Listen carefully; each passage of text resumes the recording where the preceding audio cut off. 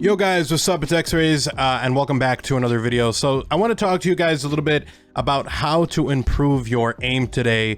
We're going to talk about settings you guys can go through. We're going to talk about some movements that you can do that will help you really take advantage of aim assist. And then we'll talk about some stuff outside of in-game stuff that you can do that will help you improve your aim. So with that said, if you guys enjoyed the video, drop a like. If you're new, make sure to subscribe with notifications on so you don't miss a single upload. And if you want to support the channel directly, you can do so by checking out my sponsors, Control Freak and Aim Controller. I use them every single time that I play. Code OGXRAYZ gets you a discount. And anyways, yeah, let's go ahead and jump into it. So probably the biggest thing you can do is go into your settings and go over to your controller settings. Now at the moment, I'm enjoying playing Call of Duty Modern Warfare 2 on PC. I have it on Steam, and so I have my PS5 controller actually attached to my computer via USB-C.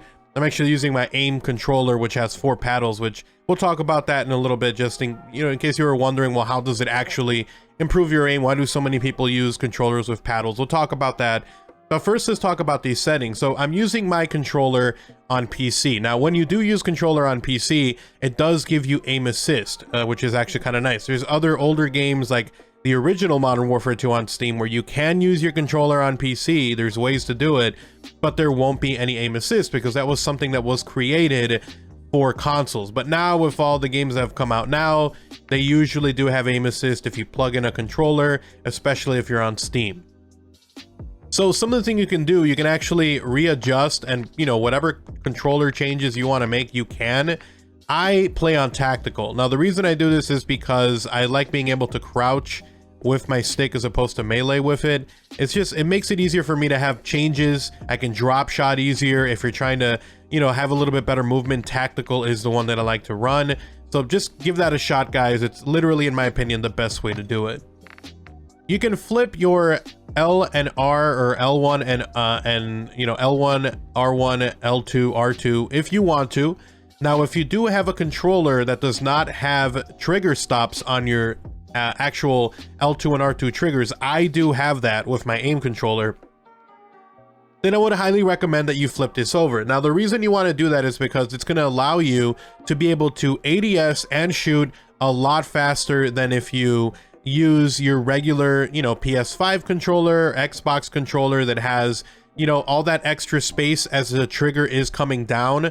That's wasted time. So especially if you have something like a semi-automatic weapon, you're really going to appreciate being able to shoot faster with this setup. So if you, again, like I said, if you don't have trigger stops, like I do on my aim controller, I do have them on my aim controller, so I can, if I want to, just use those and they are on. So literally, they travel barely anything. You guys can hear them. Like, I'll try to get it closer so you guys can see.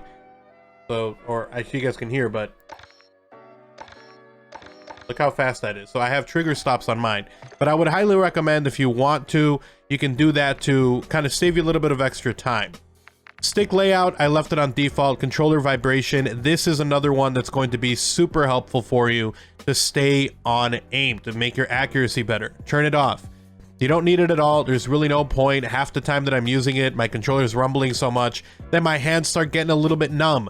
So you don't want to do it. It's going to throw off your aim, even if it's the slightest bit. You want as much accuracy as you can. You want the best aim you can have. Turn off controller vibration. There's really no reason to use it. If you're using mouse and keyboard, this doesn't affect you. But again, like I said, I turn it off. There's really no point. Trigger effect, full haptic feedback. You can turn that off if you're using a PS5 controller. I have everything off, basically. Another one is you're going to want to play around with your horizontal stick sensitivity and your vertical stick sensitivity.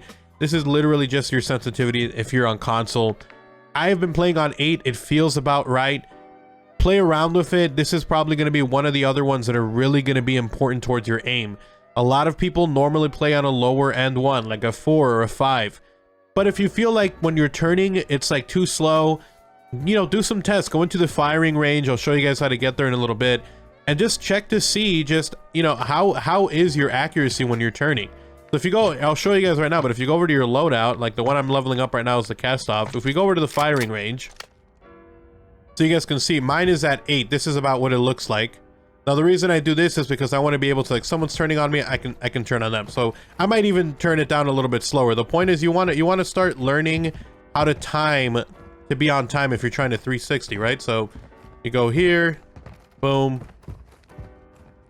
So like my timing isn't done all the way. But the point is, if you can turn and still be kind of on point, then you know that it's like it's good. You're not struggling with it. Now if you turn and you're like, oh, I'm back at the wall I was looking at, then the sensitivity might be a little bit too high for you.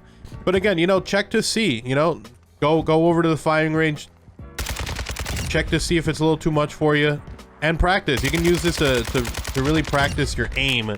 And also not just practice your aim, but also just like practice your stabilizing.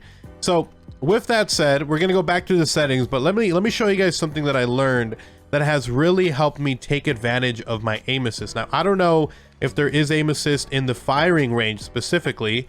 I don't think there is, because these are kind of inanimate objects, but I'll show you guys here just so it's like in a little private concealed spot where I don't have people shooting at me.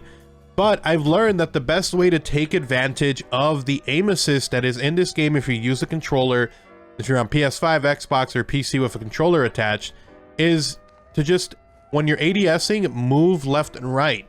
Now, a lot of people, when they're, you know, they spot someone, they stop and they just start shooting, right? And that you would think, because you're like, well, if I stop moving, then all I have to control is my stick. And it's like, yeah, sure, all you're gonna have to control is your stick, but you're not taking advantage of the aim assist. Now, if you see a lot of pro players or people who are just really good, they play on Warzone, they play on COD, you'll always see them moving left to right. Now, the reason it does that is because when you do that, you're engaging the ADS or the aim assist to kick in, because it's trying to help you track that person. The reason it does that is because it's trying to, you know, you're not using mouse and keyboard, you don't have that precise, precision that you're looking at. So the game has to help you out, because obviously control sticks are not as accurate as moving your mouse.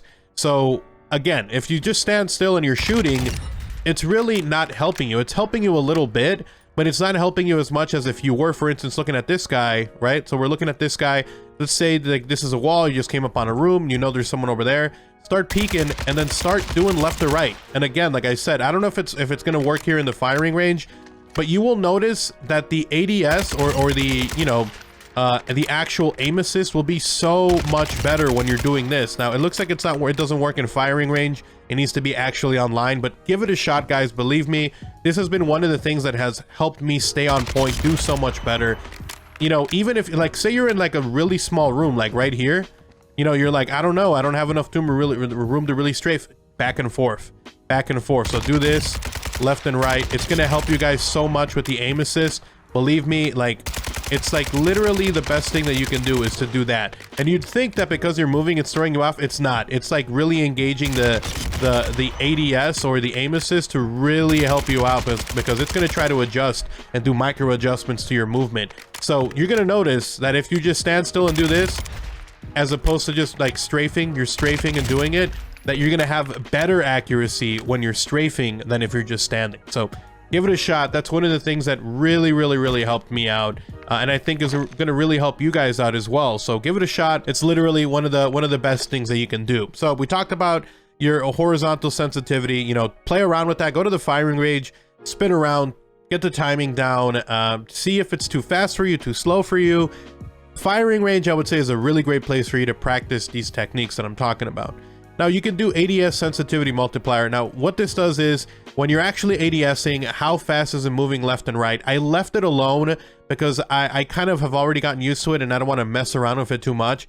But literally, it's like if you're scoping in and you're looking left and right while you're hard scoping ADS, this will affect how fast you can do that. Now, if you want to change it, you can, but I feel like with especially minute changes, you're trying to be as accurate as possible, especially if you're at a big distance.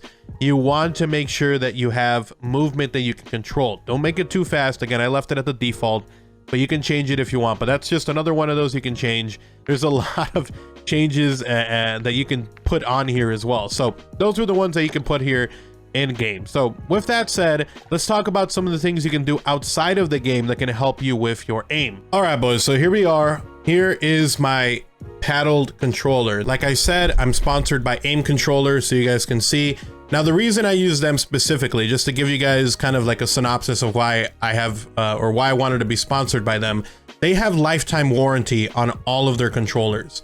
So if you break your hair triggers, and this is what I was talking about in the video when I was talking earlier, like look how far this goes. I'll try to get it here on the side so you guys can see here, but look at this. That's how short it is. So that's why I don't have to flip my L1 and L2. If you don't have it, then you would have to swap it, like I said, in game. But aim controller, lifetime warranty on all of the modded parts. So if you got hair triggers, if these break, they'll fix it. If you got like special paddles on the back, they'll fix it.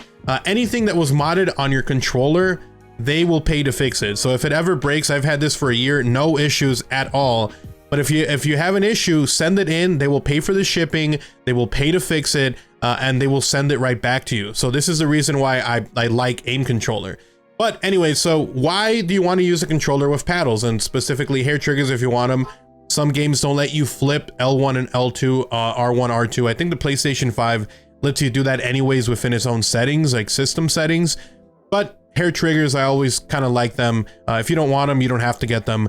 But the big thing is going to be the paddles. Now, the reason you want to do this is because you want to maintain your thumbs on your control sticks as much as possible. If you're playing, you know, you're playing whatever, well, you're moving around, you're looking left and right, but then you have to stop the reload. So you take your hand off the stick. Someone walks in, what's going to happen? You're going to die because you have that momentary lapse where you're going to reload your weapon, or maybe you need to swap, or maybe you need to crouch or something. You know, if you don't have the tactical, like I said, if you crouch, it'd be like circle or whatever. Or maybe you want to melee, you know, someone's nearby, you want to melee them. That's what the paddles are for. This will allow you, so if I'm playing, you know, I'm running around, I spot someone, I can, like, I'll show you guys right here. So I'm playing, someone spots up, boom, I melee them. If I want to reload, I pop this one. If I want to swap weapons, I do this one. If I want to jump, I can do this one. It just helps you so you have a bunch of other options in your movement where you don't have to remove your hands from the stick. If you want to jump shot, boom, I'm jump shotting, you know, jump shotting, whatever. If you want to melee, you can. If you want to reload, if you want to do anything, your hands are going to be on your sticks the entire time. I've gotten so used to playing with my paddles that whenever I use my regular PS5 controller or my PS4 controller, it like throws me off. It's just like, wow, I'm just like, it's like so clunky and just like weird. It gives you more options, guys. So this is the reason why I use a modded controller with like paddles. You know, obviously I'm not using stuff like quickfire or whatever the hell that other thing is where it just hits the same button over and over. But this one is just like literally it reassigns the face buttons, is how I have it, to the paddles on the back. It's going to make it so you can jump, you can knife, you can reload, you can swap weapons, all without having to remove your hands from your sticks. The other ones you guys will notice is I have control freaks on my controllers.